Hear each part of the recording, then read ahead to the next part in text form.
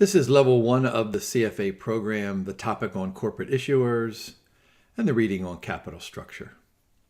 This really completes our 4-reading sequence where we began with the sources of capital. Then we went over to the left-hand side of the balance sheet and discussed the uses of capital. Then we talked about capital structure. Remember, I went like this. I said that was the link, the interest rate link between the left-hand and the right-hand side of the balance sheet.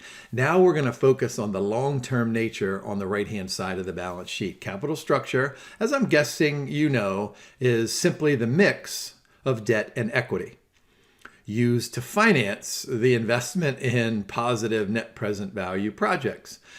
And the question then becomes, does that mix impact value?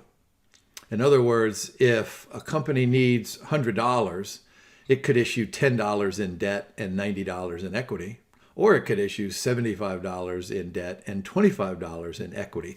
Does that mix, does the change in the mix on the right-hand side of the balance sheet, does that impact what's going on over on the left-hand side of the balance sheet? And then, of course, the ultimate question is, does it impact bond prices or stock prices? Now, to answer that question, and you'll see this when we go through these LOSs, is we need a little bit of a history lesson. That second LOS, explain the M&M propositions, is by far the most important learning outcome statement in this reading. And I might even argue that it's probably one of the most important LOSs in all of the level 1 readings. What we'll do initially, though, we'll talk about companies' capital structure and how it changes over a life cycle. Then we'll talk about M&M, and that'll be a really fantastic discussion. Then we'll segue into this concept of a target capital structure and then an optimal capital structure. And we'll end with just a brief conversation on competing stakeholder interests. So let's go ahead and look at that first LOS. And notice what we've done for you. The reading divides stages of a life cycle into 3 categories: a startup, a growth, and a mature firm, and then ask the question, what happens to these variables as a company starts small, then starts to grow, and then becomes a mature company? So you're probably not surprised when you look that revenue growth at the startup is probably 0% and then 1% and then 4%. But then, of course, as the firm grows, as its product lines become more available and more popular, then that revenue growth rises. And hopefully that's rising at a substantial rate. And then as competition comes in and the product becomes branded, then the firm enters the mature stage, so revenue growth slows. In a similar fashion with cash flow, but this is really important. Cash flow for startup lots of times are negative, and then they improve. And so hopefully during that growth stage, those cash flows are increasing at an increasing rate. But then when the firm hits the branding of its product lines, it's probably increasing at a decreasing rate. Now, business risk is typically defined as variability in operating income. That's super high because of the uncertainty of new product lines. And then during the growth stage, it becomes a little bit smaller. Maybe we could call it medium. And then when the product lines are branded, then that business risk is low. But here's where we get into answering directly that LOS, company's capital structure. So the availability of debt is very limited with a startup. Of course, bondholders are probably not willing to lend their capital to a startup because of the uncertainty of the product line. And as the firm makes its way through the growth stage, there's some availability of debt, but it's probably limited. But as the firm grows and grows, well, let's skip up 2 lines. Those cash flows are improving, right? So then bondholders and financial institutions are probably more and more willing to lend the executives that capital. And then in the mature stage, debt availability is high. Think of companies, like Procter & Gamble or Johnson & Johnson. These companies, they can issue bonds all the time. Cost of debt, then, remember, this is one of those components back in our weighted average cost of capital reading, super high in a startup, which is probably related to the fact that it's not very available. Then, of course, cost of debt falls as the firm grows, and then it's relatively low at the mature stage. Types of debt, of course, with a growth firm that bondholders and financial institutions are probably going to want the firm to put up some kind of a collateral. So we call those secured bonds. And then in the mature stage, those are unsecured. Remember we talked about commercial paper for companies like Johnson & Johnson. Those are just regular old short-term notes that are unsecured. But companies like that can get away with issuing super large bond issues that are unsecured. And then the startup, let's go ahead, that's probably not applicable to this case. So let's go ahead and look at that very bottom one. This is probably one you should memorize for the exam. So percent of debt in a firm's capital structure. Startups, probably close to zero, right? In the growth, 0 to 20% according to the reading, and then greater than 20% for mature firms. What the reading does then is go into a moderate discussion on some unique situations that may influence capital structure. And so I was super interested in this first one here. Capital intensive business. That means that these businesses, they need lots and lots of physical assets, like machinery, like buildings, like equipment. But the reading then makes a distinction between marketable and non-marketable assets. And so if these are capital-intensive businesses and they have marketable assets, like a building or a machine that can be retooled to do almost anything, well, then they're probably going to have larger amounts of debt in its capital structure. Cyclical industries, what's this mean? Revenues go like this, which means cash flows go like that. And so debt capacity is probably limited in these cyclical industries. The reading mentions mining and materials. Software-based technology companies, these are known as capital light businesses, so they probably don't have much debt. And just compare that to the top example with capital intensive businesses. Suppose I'm comparing, Jim's motorcycle company. And so I have a big plant and I have all these machines back there. Well, I had to borrow a lot of money to pay for those machines. So I'm going to probably have lots of debt. But if I'm Jim's software company, I don't have all of those physical assets, right? The assets are in my brain and my employee's brain. And we just sit around and think, oh, wouldn't it be cool to press a button and do that? And bondholders are probably not willing to lend us a lot of capital until we can prove ourselves. So what does that bolded sentence say there at the bottom? Less likely to have debt in the capital structure. Let's go ahead and move on to a history lesson. Explain the Modigliani-Miller propositions regarding capital structure. This is a paper that these two gentlemen wrote in 1958, published in the American Economic Review. And it really was a landmark, a seminal paper, really a game-changing kind of paper. So here's the history lesson. Back in the 1940s and 50s, there really wasn't much of a discipline known as finance. I mean, there was accounting and there was economics. And these two gentlemen were economists, by the way. But people in general thought that debt was preferred because it was cheaper, and it was preferred because there was an interest deduction.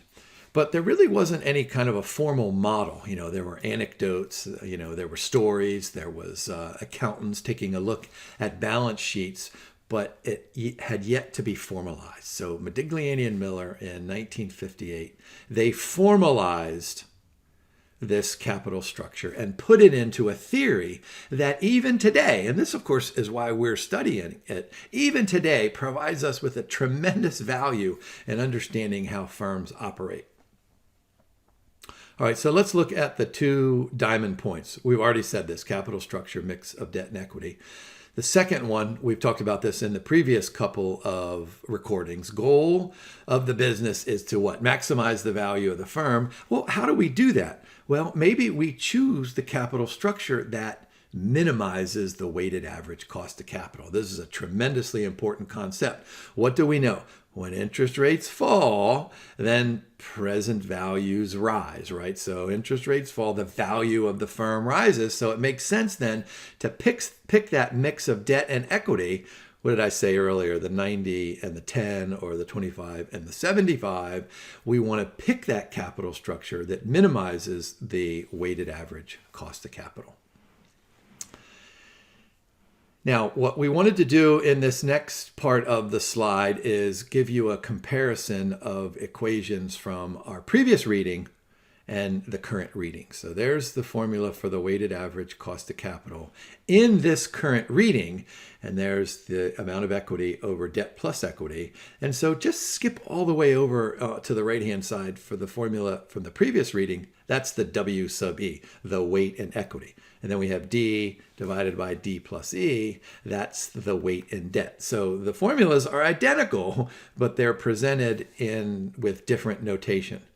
Notice there's still the R sub E and the R sub D, which stands for the cost of equity and the cost of debt. There's the 1 minus tax rate that we used from before. So we put those side by side just so that you can see that they are the exact same formulas, just with a little bit different notation. And those of you who are astute will say something like, well, wait a minute, Jim, what do those P's mean over in that last weighted average cost of capital chapter? And this is my response. Remember before, when the executives wanted to borrow some money, they had three choices. They could borrow from the bondholders, the preferred shareholders, and the common shareholders. Well, what Modigliani-Miller do, and what this reading does, is eliminate the preferred stock issue from the equation. So you'll need to know that to answer the LOSs from the previous reading, but you won't need to know preferred stock in this reading. Here's my little editorialization that I tell my students all the time. I say, you know what, preferred stock is not too terribly interesting, and I don't really have a whole lot of interesting things to say about it, so let's just toss it. Besides, lots of people, really smart financial analysts, just think of preferred stock as being similar enough to a bond issue that they just throw the preferred stock into the preferred stock issue. Now let's go ahead and remind ourselves about 1958 and what was known about investing and financing and systematic risk and total risk and diversification. Remember, 1952 was Harry Markowitz and the Efficient Frontier. So Modigliani and Miller come along, a handful of years later, and they say, all right, let's look at the right-hand side of the balance sheet. And what we want to do is we want to create a world. We want to create a simple world. This is known in the academic circles as the M&M world, and it's based on these M&M assumptions. Now, you may or may not like some of these assumptions, but what I want you to do is I want you to view these as stripping away some of the components that are not too terribly important, at least in the initial discussions of capital structure. So I don't want you to say, oh, I don't like that one, I don't like this one, I don't like that one. And by the way, you wouldn't be alone in not liking this. Remember I said to you that the American Economic Review published this paper in 1958, and in the subsequent year or two, it published a handful of articles that were super critical of the M&M article in 1958. But as time went by, people in the academic world and in the professional world realized the genius of the M&M propositions. And of course, they were awarded the Nobel Prize in Economic Sciences some years later. So let's go through these assumptions, because these are really super exam question possibilities. So let's just pick a company. Let's pick Hershey Foods, right? What do we know? Milton Hershey wakes up every day and he makes Hershey Kisses and icebreakers, right? So you and I are investors on different sides of the world. Here's this big assumption that M&M make, that both you and I, we look at Milton Hershey's financial statements, we watch television, we read the Wall Street Journal, we're up to date on it. We agree on the cash flows generated in the future by the Hershey Kisses and by the icebreakers. So we call these homogeneous expectations. This means that whatever information you have, whatever information that I have, and of course we're including every investor in the world, that we arrive at the same conclusion. That we say something like, hey, next year Milton Hershey is going to generate $100 million in operating cash flows. Second critical assumption. M&M strip away all of the noise that's out there. No transaction costs, no taxes, no bankruptcy costs. And then piggybacking on what I said here just a moment ago, everybody has the same information set. And then we realize the same decision based on that same information set. This is kind of the basis of a rational investor. Now, remember I said you probably won't like some of these, and this is the one that you probably won't like the most. You say, of course, they're bid-ask spreads. When I go to the investment banker, he or she charges me a fee. No taxes. Of course, there are governments out there taxing us at all levels. And if I borrow too much, there's the threat of financial distress and bankruptcy costs. But I'm going to ask you just to hold off on your critique of those for just a second, because we're going to relax that assumption by the end of this slide deck, and we're going to pile everything on to come up with something that's really important. All right, risk-free rate. Investors can borrow and lend at the risk-free rate. All managers act to maximize shareholder wealth, which means there is no agency conflict. And that sounds like a big one, but remember that there are ways that shareholders can construct compensation packages and incentives to substantially reduce, dare I even say, virtually eliminate the agency conflict. So that one is an okay one. And then the last one here is that the financing decisions, right? The decision to choose debt or equity on the right-hand side of the balance sheet is independent of the investment decisions over on the left-hand side of the balance sheet, the investment in positive net present value projects. All right, so let's go ahead and look at M&M Proposition 1 without taxes. And I'm going to ask you to join my M&M world, right? So enter the M&M world and forget about all of the stuff that's out there. It's really no different than those of you who are younger, maybe relatively younger, right? When you saw the first Harry Potter movie, you jumped into the whole Harry Potter world. And as the movies were released, or as you read all of the books, you were ensconced in that Harry Potter world, and you didn't think a whole lot about, okay, could we really do this and this and that? So I want you to jump into the M&M world. So here's this Proposition 1. Notice that we've put it in quotes. The market value of the company is not affected by the capital structure of the firm. This is known as the capital structure irrelevance proposition, which simply means that when the executive picks, what did I say earlier? 10 debt and 90 equity versus 75% debt and 25 equity, well, that doesn't impact the value of the firm. Now, M&M rely on a simple construct to prove their capital structure irrelevance proposition. And that can be seen in the numerator. Notice that there is EBIT, earnings before interest and taxes. You could think of that as operating income. You might even get away with thinking of it as operating cash flows, even though that wasn't kind of a popular term back in 1958. But what M&M assumed is that they're valuing a firm that has no growth opportunities. In other words, this firm is not going to grow. So its value, notice that we have V sub L and V sub U, value of the levered firm, which is some firm with debt, the value of the unlevered firm, which is value without any debt. Notice there are two equal signs there. It's equal to the present value of a perpetual annuity. So that EBIT in the numerator is constant. So let's just suppose it's 100. So it's going to be 100 in year 1, in year 2, in year 3, in year 10, in year 50, in year 100, in year 10,000. It's a fixed payment over an infinite time period.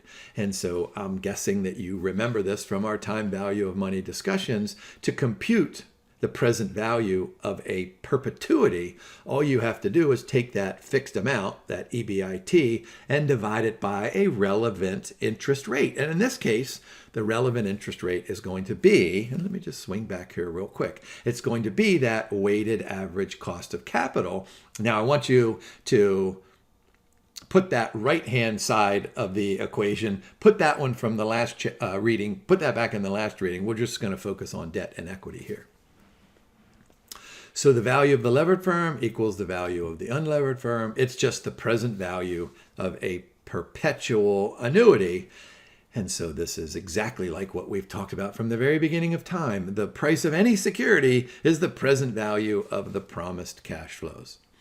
And there's a repeat of those assumptions that we had on a previous slide. Now, how about an implication here? I love this first teardrop point. Firms with identical cash flows have to be valued in an identical manner, meaning that their stock prices and their total capitalization is going to be the same.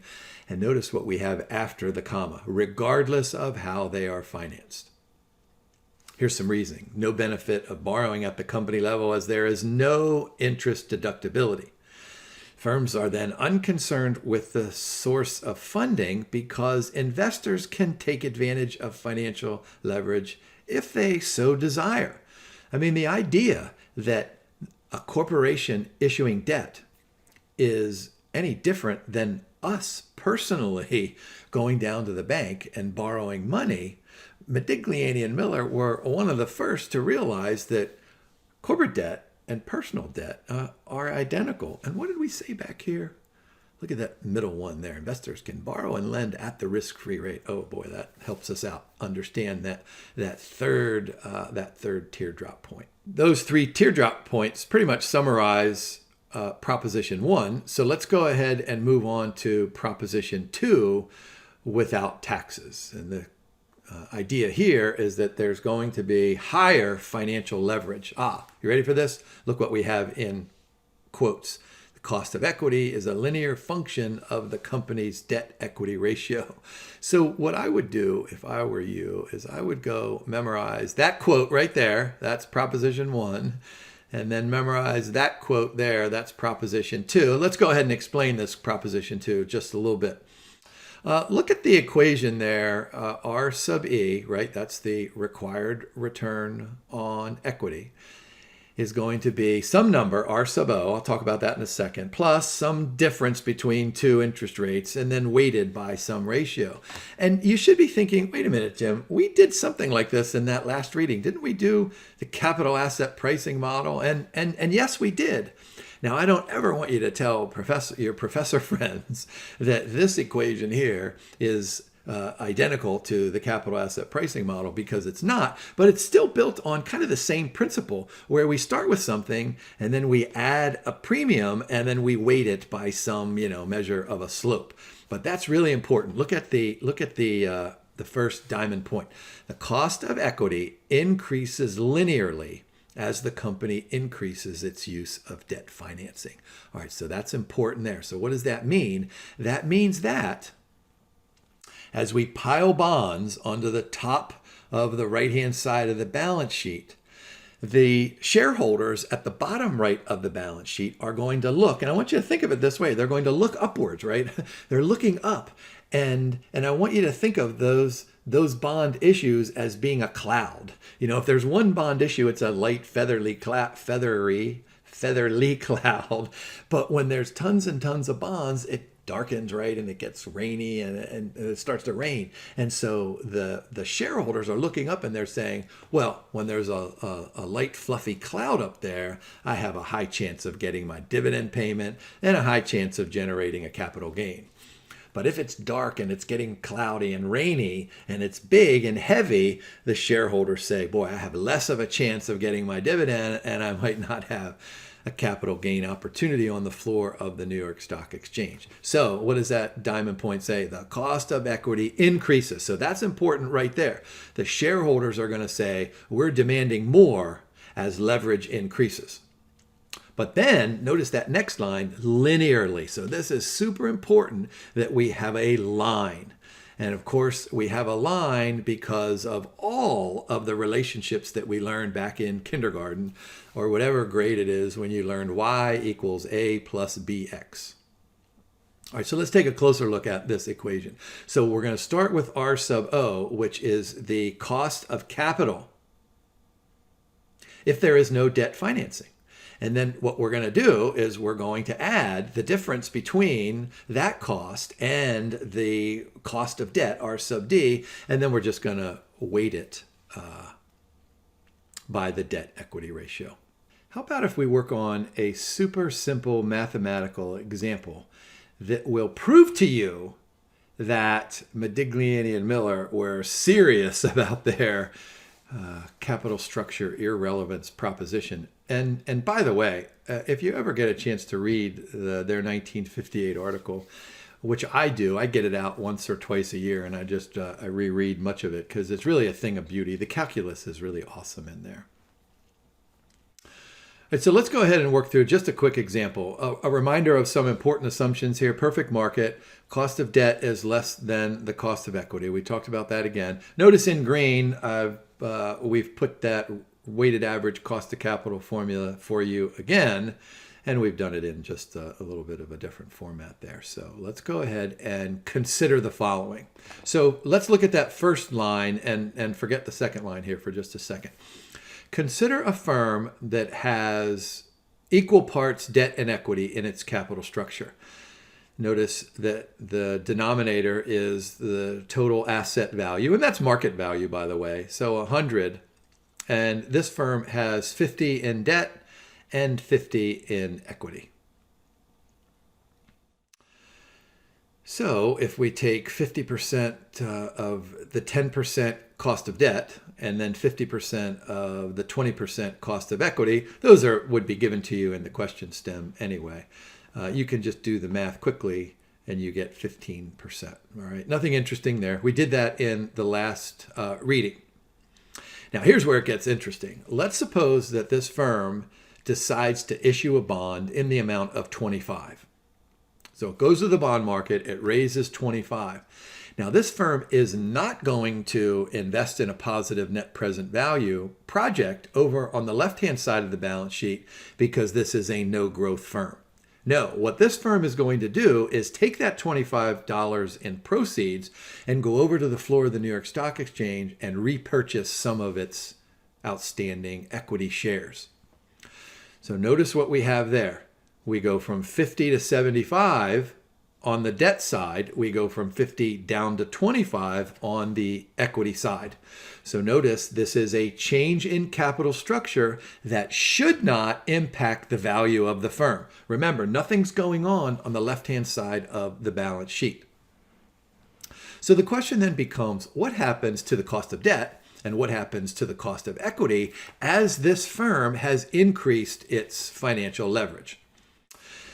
Well, think about if you were one of those 50 bondholders originally, and all of a sudden the firm brings on 25 more bondholders. And so you're thinking to yourself, well, wait a minute, I have a less chance of getting my coupon payments and a less of a chance of getting my principal payment. So these new bondholders say, wait a minute, the cost of debt might have been 12% before, but now since there's more leverage, right, since there's more financial risk, we're going to charge the firm 12%. So it should be an obvious notion that the cost of debt increases from 10 to 12% as the amount of leverage increases on the right-hand side of the balance sheet. The next question then becomes, well, what happens to the shareholders? And the shareholders now, remember, there were 50 of them, let's say, and now that has shrunk to 25.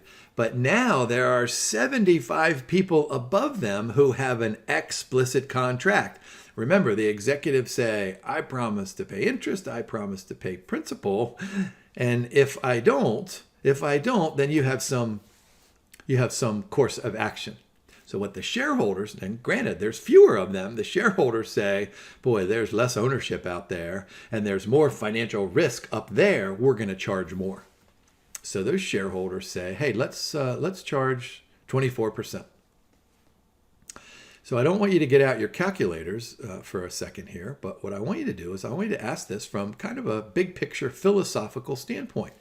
If the cost of debt has gone up, which it has from 10 to 12, if the cost of equity has gone up from 20 to 24, what has to happen to the overall weighted average cost of capital? Notice that I have nothing over there on the right-hand side of the equal sign.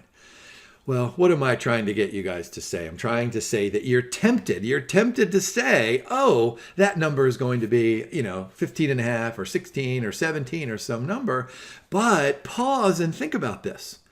A larger proportion of the lower cost and a lower proportion of the higher cost is going to result in this. And let's move on to the next slide. It's still the same 15%. And this is really the genius of the M&M proposition. So look, value of the levered firm equals the value of the unlevered firm. There's the operating income in the numerator, and we're divided, which is constant, right? And we're dividing by 15%. Before the capital structure change, and now 15% after the capital structure change. So the value of a levered firm equals the value of an unlevered firm, and it equals the same value as it did before. Now, let me just pause here and give you another bit of a history lesson. M&M did not win the Nobel Prize in economics because they proved that 15 equals 15. I said this a few moments ago. It's really some beautiful calculus in there. It's like a symphony. When I read this article and I do the calculus, I'm in a better mood afterwards. 15 and 15, that's just my little Jim's way of showing you the result of the calculus. But let me go ahead and reveal to you the big result of this. Remember what I said earlier, that M&M were kind of trying to strip away the noise, strip away some of the things that are not too terribly important. Remember what I said about the 1950s, that accountants and economists and some finance and investment people, they were not quite sure exactly how to value a firm. I mean, they could look at net income, right? They could look at operating income. They could look at capital structure, but there was no formal model. And this is what M&M did for us, and which they continue to do today. What is the value of the firm? The value of the firm depends on two factors. Are you ready for this? The ability of the firm to generate operating income, EBIT. I call that the quality of the assets on the left-hand side of the balance sheet. The quality of the assets means, and I'm going to use today's terminology here, the ability of those assets to generate lots and lots of operating cash flow. So Modigliani and Miller, what their intention was, is to tell us lots and lots about capital structure in their M&M world. But a side objective was for us as investment professionals. Now remember, this is 1958, to focus on finding firms that have lots and lots of ability to generate high operating cash flow. So those firms that have greater value are those firms that have better product lines, that have branded product lines, probably because they have better executive teams. So that's the first numerator there, the quality of the assets. And then you divide that by the weighted average cost of capital, which reflects things like, are you ready? Bond prices and stock prices and all of that economic stuff that we made you read back in those economics readings. So the takeaway from this slide is that 15 equals 15. The second takeaway is that the quality of the assets and the weighted average cost of capital determines firm value. And capital structure is kind of like a minor determinant. I mean, in the M&M world, it's not a determinant at all, but what happens if we relax some of these assumptions? So those of you who really were disappointed in the M&M world without any kind of a tax, here we go. We're going to strip away this assumption and say, all right, let's suppose that there is a government out there and that the government does do a bunch of taxing. So they're going to tax income and they're going to allow the interest to show up on the income statement. Well, what I want you to do is skip down to the middle there where it says the value of the firm, VL, the value of the levered firm, equals the value of the unlevered firm. That was the M&M first propositions, right? But now, if we bring in the specter of taxes, we have to add a tax shield. And that's what the T is. That stands for the marginal tax rate. And the D stands for the total bond issue or the market value of the debt. So this is what an executive can do. Suppose there's a firm that has no bonds outstanding. What an executive can do is wake up in the morning and say, hey, I'm going to issue a bunch of bonds today, and I'm going to get this tax shield because the government is going to lower my tax liability. because I can deduct the interest expense on my income statement. And all of a sudden, value of the firm goes up. And so that executive does this over and over and over again. Every day, the executive issues more bonds. And some days, the executive takes those bond issues and goes to the New York Stock Exchange and repurchases the shares. So much so that we get some kind of a crazy result. In calculus, we call this a corner solution. So look up at the top, right under M&M Proposition 1 with taxes. The market value of the firm is maximized at 100% debt. Now that sounds like a nutty proposition, and it certainly is. What M&M Proposition 1 with taxes tells us is that the firm will maximize value when it has all bonds in its capital structure and no equity, meaning there are no shareholders and there are no owners of the business. The bondholders own the entire firm. So feel free to continue this discussion in your brain and say, okay, Jim, this is kind of nutty, but I'll go along with it. Well, we have to say that since, here, let me go back here. Where was I here? Yeah, notice that second embedded circle point, cost of debt is less than the cost of equity. Well, then it makes sense here for us to piggyback. Look at that grayed box. The weighted average cost of capital is minimized at 100% debt. And you can see that using the formulas that we've done before. All we've done in these here is add the 1 minus the tax rate. And what that does is it says, okay, the required return on equity, or the cost of equity, is going to be equal to the cost of debt because there is no equity. Notice the last arrow point there. Investors are less prone to negatively reacting to the company taking additional leverage because the tax shield creates value or it boosts its value. All right, here's another one I would take a picture of without and with taxes with your phone. Let's go ahead and do just a super quick example here. Calculate the value of the firm under the M&M first world, and then how about the M&M second world? So this is super easy here. So all we're going to do is take the present value of that $6,000 EBIT. Of course, we need to multiply it by, what is that, 70%, 1 minus the tax rate divided by the weighted average cost of capital. And that gets us $35,000 value of the unlevered company. But then notice over here, we need to add the value of the tax subsidy. So we start with the 35, right? And then we add 30% of the 18. That gives us about 40,000. Now, what we can continue to do is work through this example where we take the value of the equity, which will be the 40,000 minus the 18,000. So that gets us 22,400. And we can go ahead and compute that required return on equity or the cost of equity. And so if you do the math, you get a little bit more than 15%. So we can prove this using that 15.375%. We can prove that We can prove that 40,400 there, which we got with just super simple math.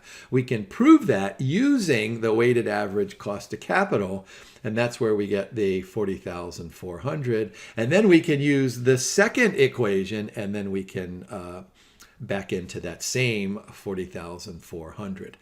So let me just summarize what we've done here. Here, this is super simple math, and here, this is a little bit more complex math when we go ahead and compute different interest rates, and then we use those different interest rates. So feel free to pause the video here on this slide and do the math yourself. Now, those of you who were super unhappy about the tax assumption and were super unhappy about the no transaction cost assumption, well, you're going to be super happy now. So here's what we know. Here's the example that I give my students. Let's suppose that I go down to the Honda dealer here locally and I say, hey, I want to buy a brand new Honda Odyssey. We need a new van for our family. And I'm going to borrow the entire amount. And so the Honda dealership, through its financial intermediary, of course, they ask me a bunch of questions. Okay, Jim, how much do you make? What are your assets? What are your expenses? How many children do you have? All those kinds of questions. And so the institution says, sure, Jim, we'll lend you the 40 or 50,000, whatever it costs for a Honda Odyssey, and we'll charge you, let me just pick a number, 5%. So that's based on, my credit history and my ability to repay that particular loan. So let's assume that the next day I go back to that same dealer and I say, hey, I want to buy a Honda Pilot for one of my children. What's Honda Pilots? Let's say they cost 50,000. I want to borrow the same amount. And the people down there, they're going to scratch their heads and they're going to say, okay, weren't you in here yesterday? You told us all about your income. You know what?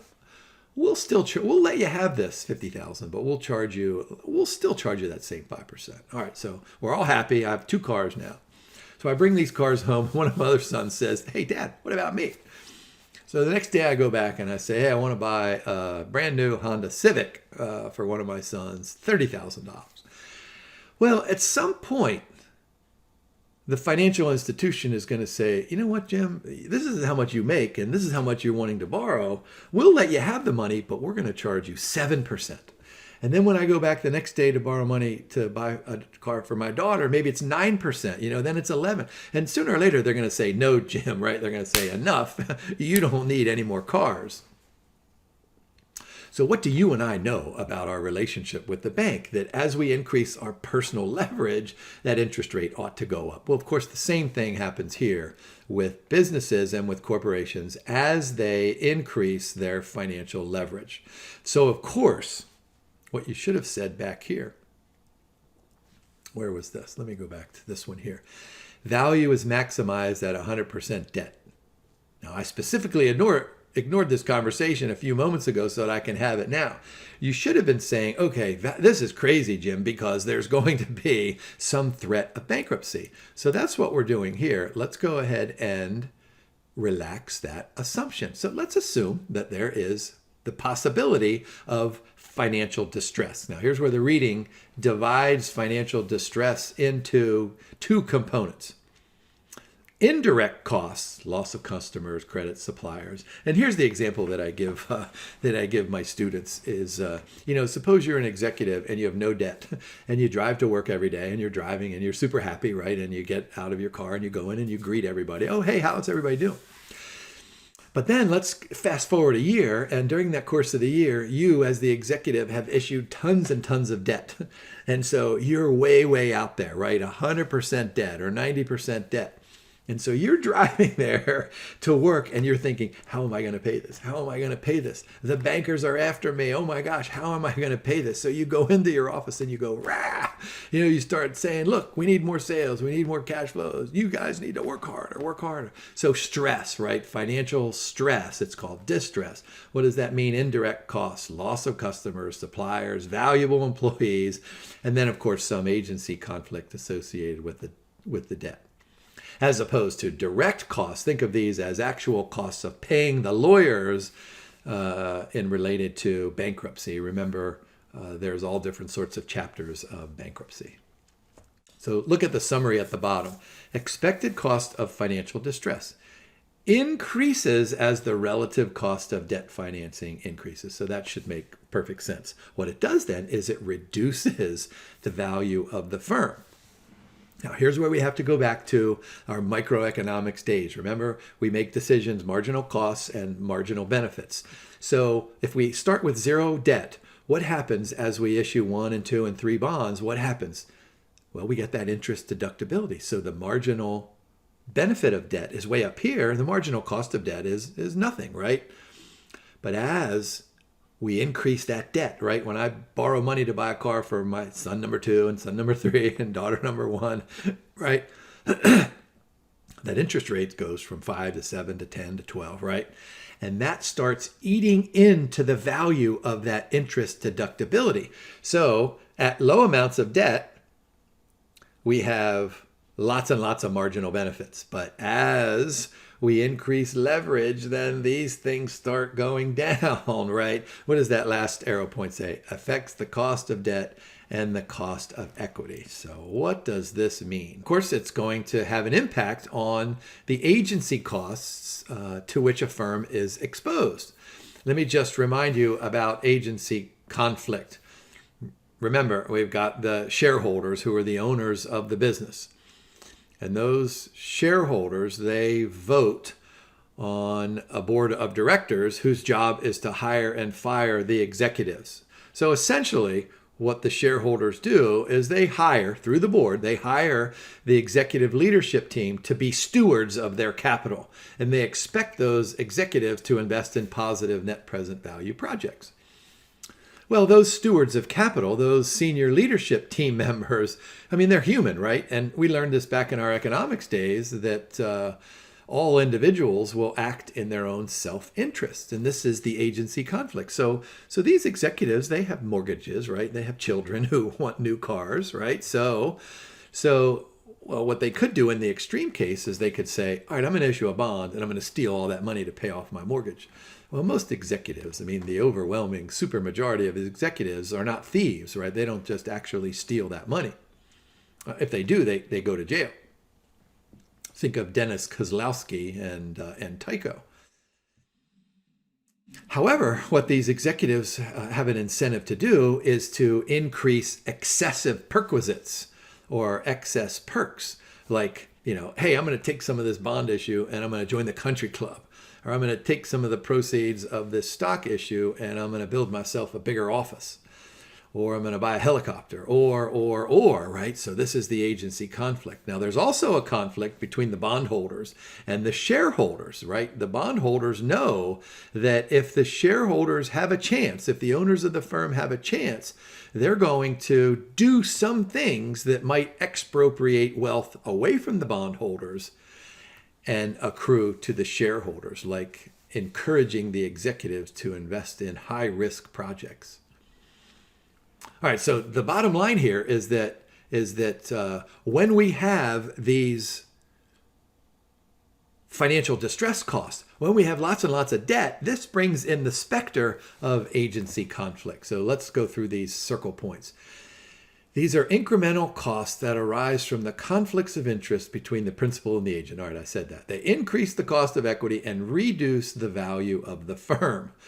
Look at that third point here. This is what I was saying about board of directors, right? Better corporate governance lowers the agency cost. That's why I always tell students that the board of director election is super important, so that you elect board members who are independent, who are going to provide an unbiased judgment on the skill set of the executive leadership team and provide compensation and contractual agreements that motivate the two groups so that their goals are aligned. All right, so let's go through some of these agency costs. So monitoring costs, the costs associated with supervising management.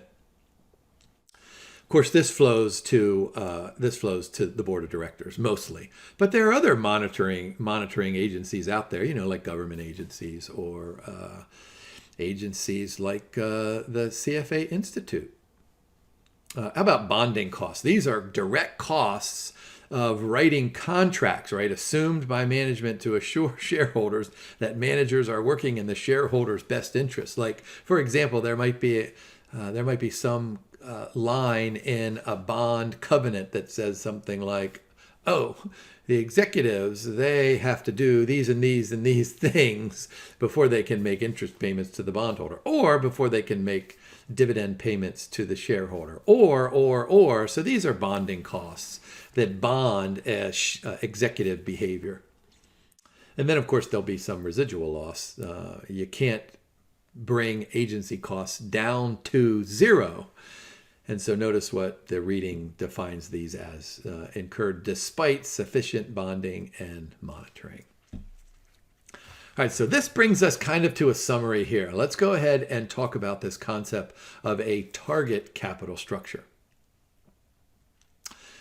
Let's suppose we're the executive, right? And we know what's on that right-hand side of the balance sheet. We also know the quality of our assets over on the left-hand side of the balance sheet. So what we believe, remember, we have inside information. We know more about the quality of the asset than anybody else. What does that mean? That we probably have a capital structure that is superior to any other capital structure.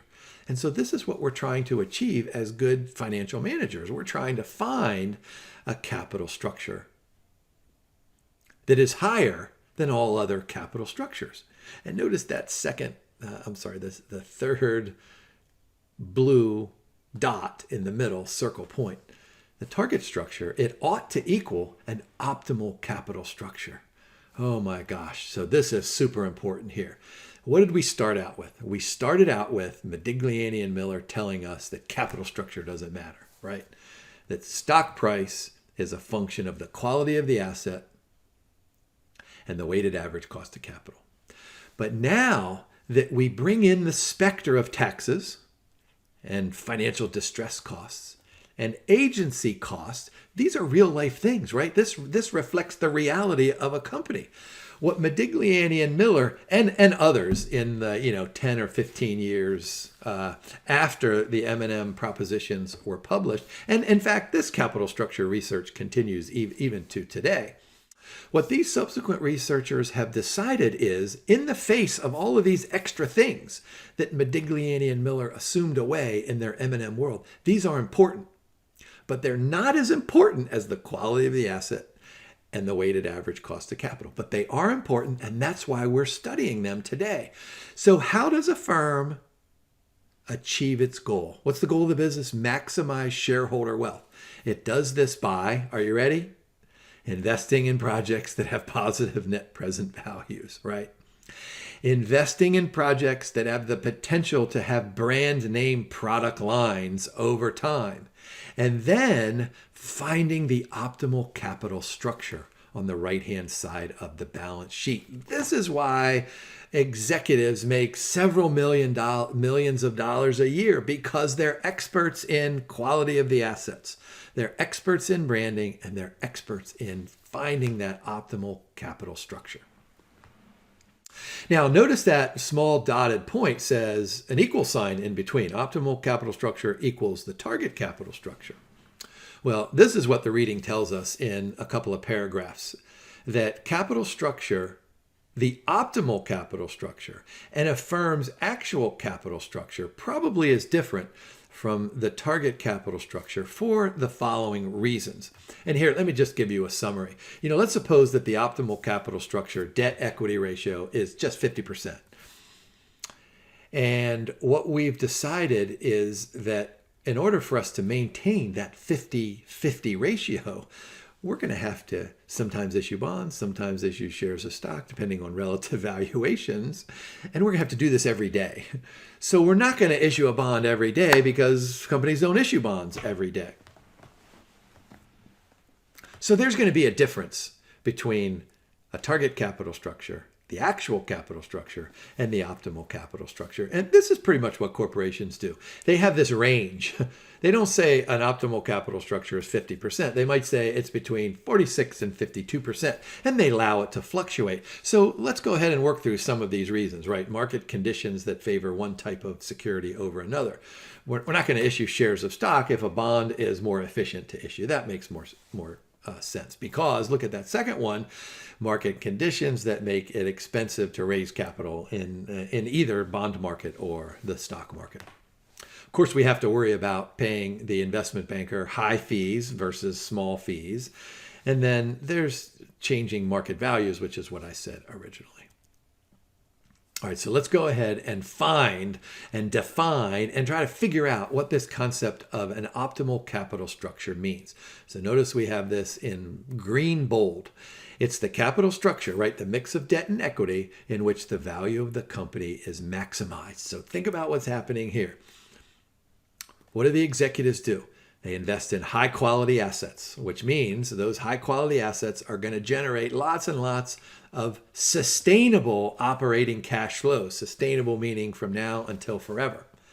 And then secondarily, we find an optimal capital structure, which is going to be the point where the cost of capital is minimized. Now, there's a good equation there. The static trade-off theory tells us that the value of the levered firm is equal to the value of the unlevered firm. So think of that V sub U. That's quality of the assets right there. Plus the tax subsidy minus whatever those financial distress costs are. And parenthetically, you can even put another one out there, although the reading doesn't do this. You can say minus present value of the agency costs as well. But this static trade-off theory does eliminate those agency costs in this illustration right here. This is a thing of beauty. So let me work your way through this. Notice on the vertical axis, we have market value of the firm. On the horizontal axis, we have debt equity ratios. So the green line, that's the value of the unlevered firm.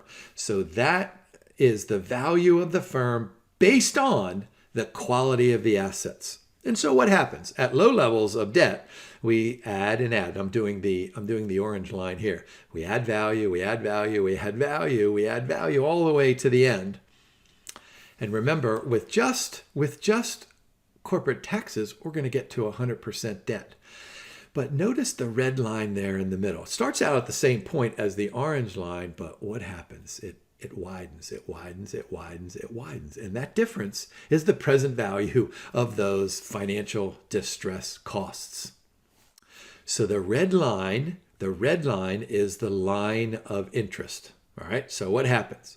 What happens? As the firm issues debt, those marginal costs, the marginal benefits of issuing a bond far outweigh the marginal costs of financial distress. But as we hit higher and higher levels of debt, those two marginal costs, marginal benefits, they're equal. And that's the optimal debt equity ratio. There's the dotted line. And notice what we have up at the top of the hump of the red line, maximum value of the firm. So here's what M&M have contributed to us. Are you ready for this? Value of the firm depends on quality of the assets, taxes, and financial distress costs. And what executives do is they spend lots of time on capital budgeting. Oh my gosh, didn't we do that in the uses of capital reading? Lots and lots of time finding projects that have high positive net present values. And then they spend lots of time on the right-hand side of the balance sheet finding an optimal capital structure.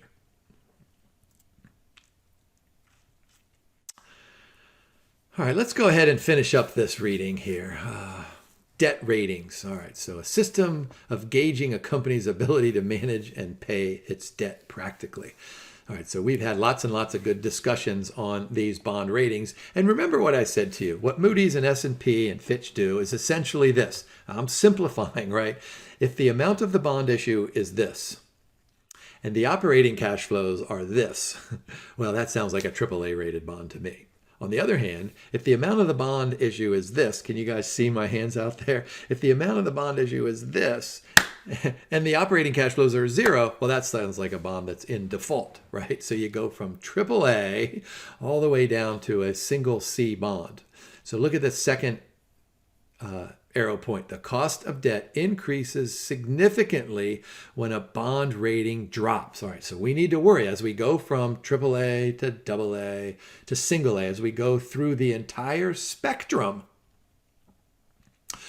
We need to be aware that the probability that the bondholders are going to be repaid must therefore increase that cost of debt. But this is what the reading tells us, that when a bond goes from having an investment grade to a junk or a speculative or a non-investment grade, then that cost of debt increases substantially. So I would remember that one. A lower debt rating implies higher risk and demand higher returns. We've said all of that. Yes, of course, that makes perfect sense. All right, how about some factors that impact this capital structure decision? Boy, let me read that to you in the gray. The ideal capital structure, optimal capital structure. mix of debt and equity that reduces the firm's weighted average cost of capital. Boy, it bears repeating. I know you guys may be sick of hearing that. All right, so what are these factors? Capital structure, policies, and targets. So what the executives do? The executives say something like, all right, we're going to have a target capital structure of this number here. For the exam, you probably ought to remember this number here, but, for practical purposes, it might be a range. So we're going to let it fall around that range. And then whenever it gets outside of it, we're going to go ahead and jump into the capital market. So capital structure, policies, and targets. Then we're going to say, all right, how do we want to finance our positive net present value projects given our target and optimal capital structure? And of course, this is going to depend on market conditions. And, oh my gosh, look at that last one here. Did you guys notice that, maybe 5 or 10 slides ago, I hinted about this asymmetry of information, and I purposely was going to wait to explain it to you until this point. Right? If I'm Milton Hershey and we're studying Hershey Foods, I know way more than you guys as the financial analysts out there who are studying Hershey Foods, right? So I know more, you know less. Well, I'm going to issue a bond, I'm going to issue a share of stock when I have private information. Suppose I'm introducing a new candy bar. I'm going to call it Milton Hershey's Jim's Candy Bar, and it has some crushed nuts and some caramel and sugar, whatever is in it. And Milton Hershey knows that this candy bar is going to take off, but nobody knows about this yet. So maybe Milton Hershey is going to issue a bond, right? So, or issue shares of stock, because when everybody finds out about this great new candy bar named after Jim, bond price and stock price are going to rise. All right. So asymmetry of information is also going to impact that capital structure decision. Here we go. We've talked a little bit about debt rating, right? Measuring company's ability to manage and repay its debt. All right, we know that stuff. Market value versus book value. A lot of times, company capital structure targets utilize book values instead of market values to simply remove the constant fluctuation of market values. Now, some people argue that you ought to use market values for determining that optimal capital structure, and that's probably an argument for another day. And then financing capital investments, the assets characteristics and requirements at the time of refinancing. And so some industries and some firms are probably going to be more willing and able to go to the bond market.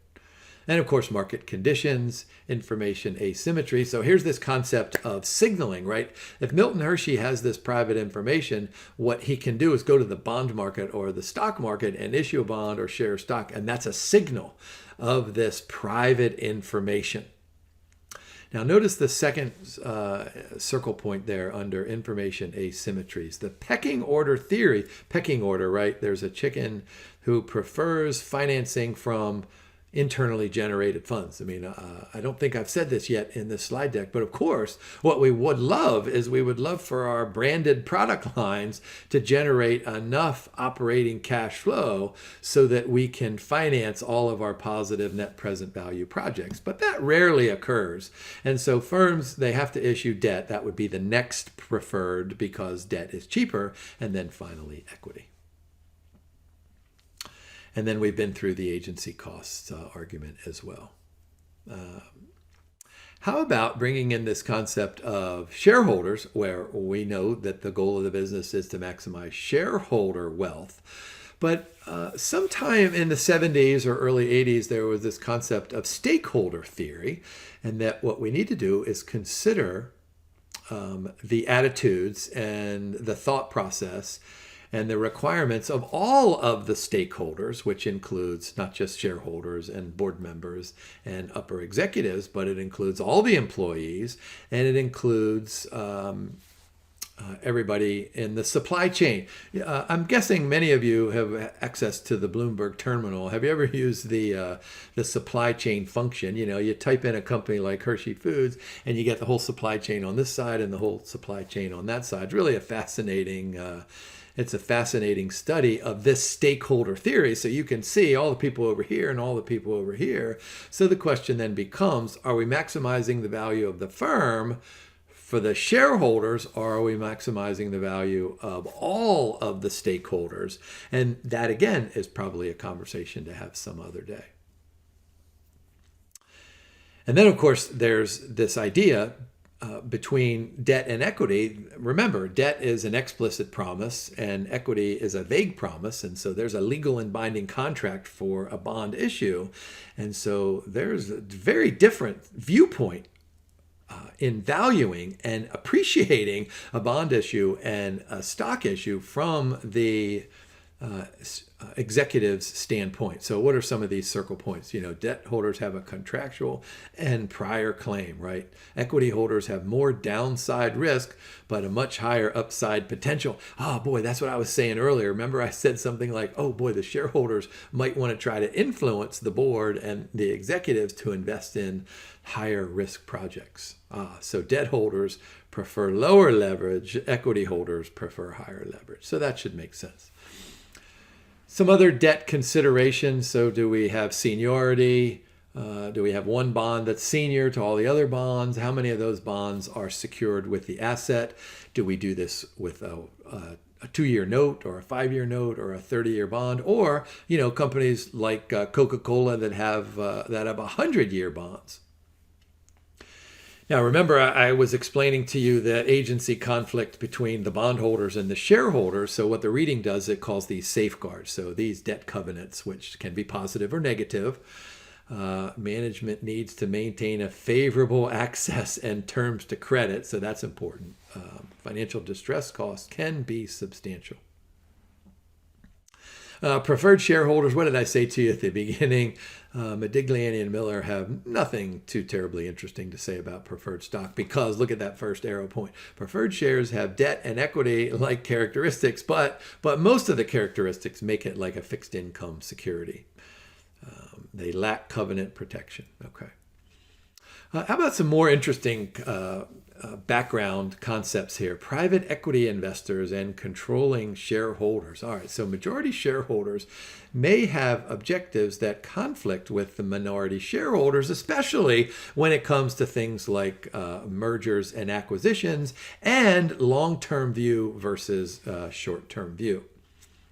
And then bring in the idea that if a company still is led by the founder or the founder's family, and maybe they still have board members, those companies tend to look at the long-term view much more agreeable than others. Public debt, private debt, and bank lending, differences in investment time horizon and stakeholder access to information. And so there's a list of some other stakeholders that we've talked about.